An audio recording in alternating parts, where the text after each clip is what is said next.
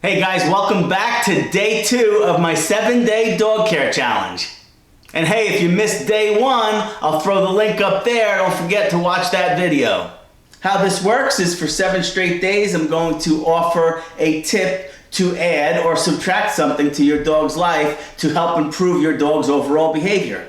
On day 1, you implement that tip. On day 2, which is today, you're going to implement day 1 and day 2. And then on day 3, you're going to implement day 1, day 2, and day 3 on that day, etc. And the purpose here is by day 8, you have 7 new things that you're adding or subtracting to or from your dog's life to improve overall behavior. So let's jump right in. Day 2's tip is a different way to walk your dog.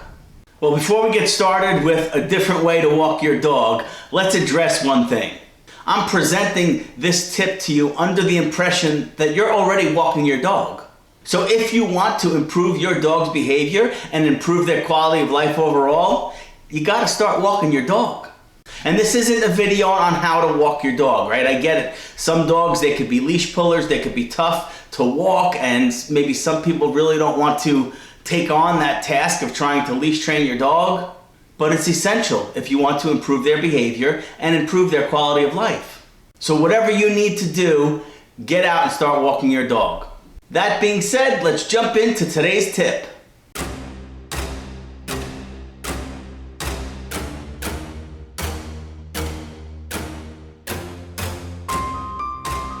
The beautiful thing about walking our dog differently is that if you're not currently walking your dog, this is actually a good way to start.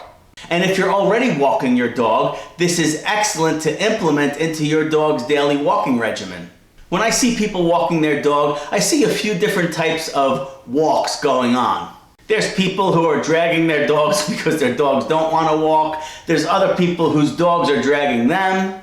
And then we have the zigzaggers. Oh, I love seeing them. The dogs are zigging and zagging and the owners are spinning around. It's pretty funny, but when I see it, I'm like, man, they really need to start structuring that walk a little better.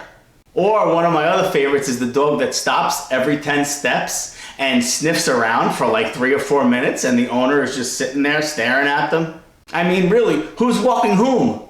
Again, this video isn't about walking etiquette or how to walk your dog. Obviously, this video is about walking our dogs differently. And what we want to focus on with this walk is it's a structured, deliberately paced walk where we are working our dogs on the walk in a short period of time, short distance, and we're adding obedience to the equation. So yeah, bring some treats. If you have to put a walking collar or some kind of walking tool on your dog to help facilitate this, that's fine, right? But we do want to implement obedience on this walk that we're talking about. So whatever gets you out and walking, that's fine. And you know what? If you're uncomfortable for whatever reason walking in public, go in your backyard. If you have regardless if you have a small yard or a big yard, you can still do these exercises. You could do it in, like a square pattern if you want. But obviously it's best to get your dog out and about. So this different type of walk, it's all about structure, deliberate pace, and making sure that we are stopping every 20 or 30 steps and making our dogs sit. That's it, just a simple sit. We want to walk slow and deliberate, and if you have to count 20 steps while you're walking, that's fine. You do that every 20 steps, make your dog sit. Offer your dog a reward, and then continue on the walk. So whether you're walking in a straight line or a square or a triangle, it doesn't matter. We want to implement periodic sits on these walks. And if you want to add other obedience like down commands or do, sit down come, you could certainly do that. There's nothing wrong with that. The more work you give your dog on the walk, the better this particular walk is going to be.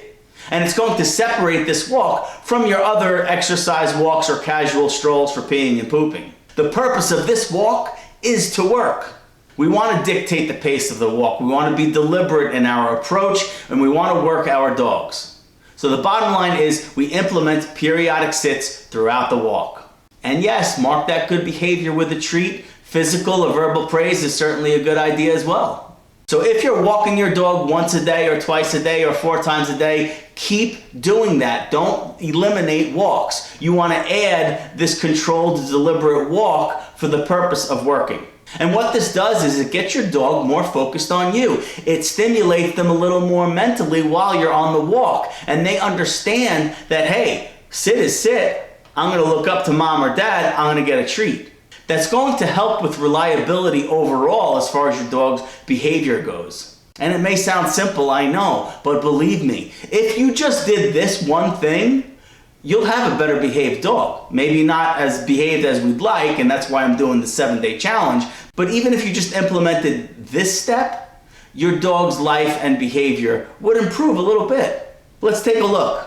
You start walking at a pace that's appropriate for you, that you feel comfortable with, and just stop every so often and make your dog sit.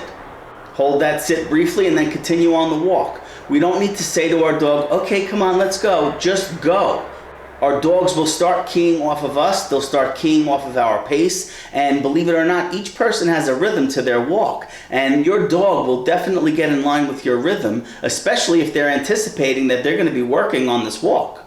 They're going to want to be focused more on you. And like I always say, repetition creates reliability. The more repetition you do in these types of walks, the more reliably your dog is going to respond to these sits.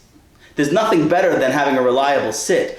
And I don't just sit. Sometimes I'll let the dog walk out ahead of me and I'll call the dog back to me, give him a come command, the sit, praise, and continue on the walk again. Get the dog working on walks. The walk is not just for the walk. This walk is specifically added to the dog's life for the purpose of working, stimulating the dog's mind, and improving obedience, reliability, and distractions. And again, if you have to bring high-value food treats out there or rewards, that's fine. Do whatever you need to do to put your dog in a position to succeed.